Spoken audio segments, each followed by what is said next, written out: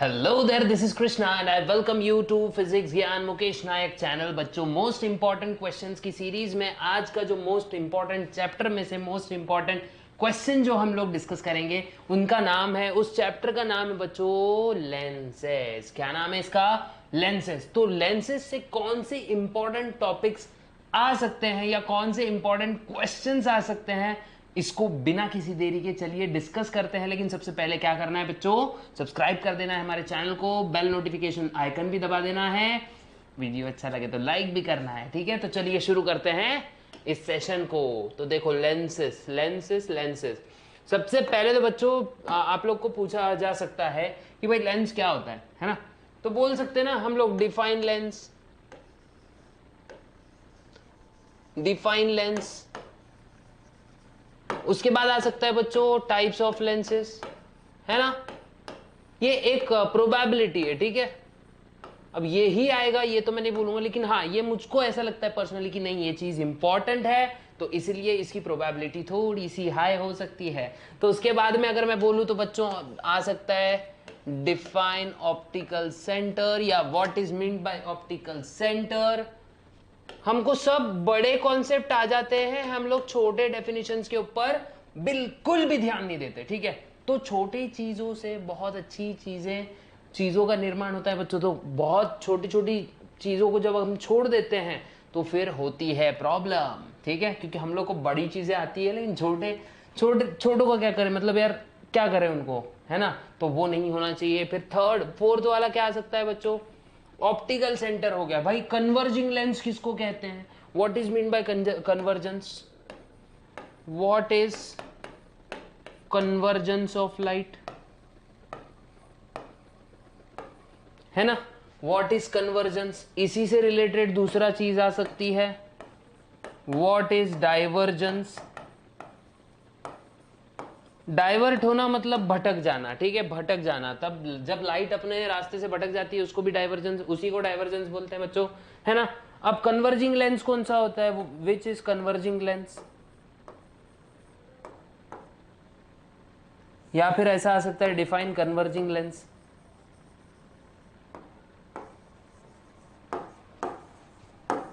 In case ये चीज नहीं भी आई ना बच्चों, तो आप लोग को कॉन्सेप्ट बहुत अच्छे से आ जाएगा। जैसे डिफाइन कन्वर्जिंग लेंस, है ना, लेकिन इसकी प्रोबेबिलिटी हाई है। फिर which lens is a diverging lens, one word question,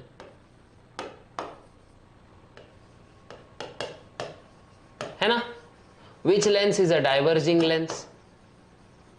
फिर एक चीज आ सकती है बच्चों, डिस्टिंग्विश बिटवीन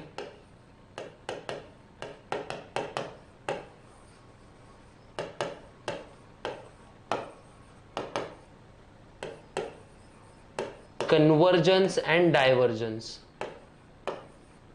देखो यहीं के यहीं कितने सारे क्वेश्चन बन गए इसी कॉन्सेप्ट से, ठीक है। Distinguish between convergence and divergence. अब देखो बच्चों, इसके बाद अगर मैं बोलूं आप लोग को कि भाई कॉनकेव और कॉनकेव और कॉन्वेक्स लेंस के बीच में डिफरेंशिएट आ सकता है, ठीक है। एक और चीज इसमें से ही आ सकती है कि भाई व्हाट इज मायोपिया।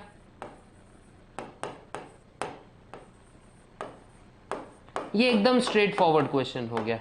इसी से रिलेटेड एक केस स्टडी आ सकती है कि भाई एक बुजुर्ग इंसान है जिनको क्या हो रहा है बच्चों, जिनको क्या बोलते हैं, अगर मायोपिया बोले तो हम, मायोपिया क्या होता है? नियर साइटेडनेस, है ना? तो एक इंसान है उसको दिखाई नहीं दे रहा है, तो मीन्स मान लेते हैं पास का दिखाई नहीं दे रहा है, ठीक है। नियर साइटेडनेस उसको मतलब नियर साइटेडनेस है, मतलब दूर का नहीं दिखाई दे रहा है, मान लेते हैं ऐसा करते हैं, ठीक है। कि भाई एक इंसान है उसको दूर का नहीं दिखाई दे रहा है, तो कौन सा लेंस यहाँ पे उसको करेक्शन के लिए इस्तेमाल होगा, डिजीज का नाम क्या है? ऐसे आ जाते हैं क्वेश्चंस, ठीक है। डायरेक्टली क्वेश्चन ऐसा नहीं आया तो ऐसे केस स्टडी के बेस्ड पे आएगा, ठीक है। तो ये आप लोगों ने ठीक से कॉन्सेप्ट पढ़ लेना है। उसके बाद में डिस्टिंग्विश बिटवीन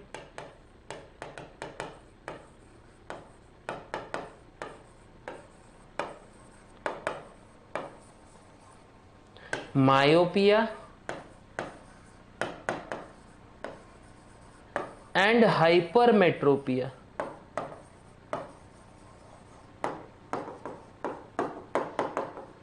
है ना, मायोपिया एंड हाइपरमेट्रोपिया। देखो बच्चों, myopia near sightedness, hypermetropia far sightedness, इन दोनों के बीच का क्या करना है बच्चों, हमको डिस्टिंग्विश करना है। मतलब बोलते नहीं क्या, कौन सा बीमारी के अंदर कौन सी जगह पे नहीं दिखता है, और मतलब कैसे चीजें ये होते रहती हैं, ठीक है।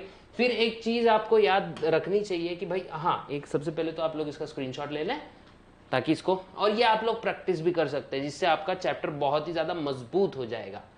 उसके बाद what is a lens formula, ये तो शॉर्ट ये क्वेश्चन नहीं आया तो इसका एमसीक्यू न्यूमेरिकल आ जाएगा।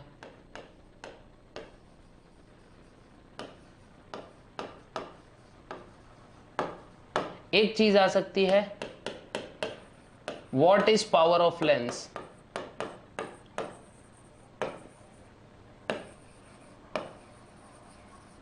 है ना, लेंस की पावर क्या होती है, एंड मैनी मोर क्वेश्चंस। लेकिन ये मुझको सबसे ज्यादा इंपॉर्टेंट क्वेश्चंस लगते हैं इस चैप्टर से। अगर आप लोग को भी ये चैप्टर बहुत अच्छे से करना है तो ये क्वेश्चंस भी सॉल्व कर दिए तो आई एम गारंटीड कि आपको बहुत अच्छे से आपका ये कॉन्सेप्ट हो जाएगा। हाँ, रे डायग्राम्स बच्चों मात्र क्या करो, रे डायग्राम्स जो है इमेज फॉर्मेशन, क्या image formation by concave mirror,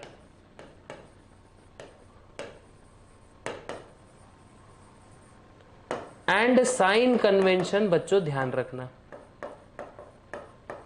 ये तो मतलब हम लोग जब पूरा चैप्टर पढ़ते हैं तब ये चीजें तो देखते ही हम लोग, ठीक है। लेकिन मोस्ट प्रोबेबल क्वेश्चंस में मुझको लग रहा था कि वो वाले क्वेश्चन आएंगे, और अगर आ भी गए तो बहुत अच्छी बात है ना, तो मजा आ जाएगा ना, मतलब आप लोग को बहुत इजी फील होगा, है ना। तो इस वजह से ये पूरे क्वेश्चंस को अगर आपने ठीक से प्रैक्टिस कर लिया तो लेंसेस आपका हो जाएगा एकदम जबरदस्त। तो इसी के साथ मिलते हैं नेक्स्ट वीडियो में, तब तक के लिए गुड बाय, गुड लक, जय हिंद।